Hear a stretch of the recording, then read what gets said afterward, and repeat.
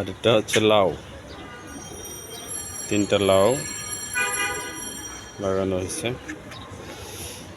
আর এখানে কিছু পাতাবাহারটার গাছ টাছ, এই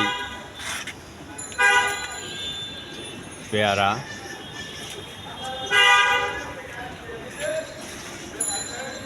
ডালিম, 12 মাসে ডালিম, সবসময় ডালিম ধরেই থাকে। এই যে ডালিম, আর এদিকে টুকটাক। এই হচ্ছে আমার ছাদ বাগান।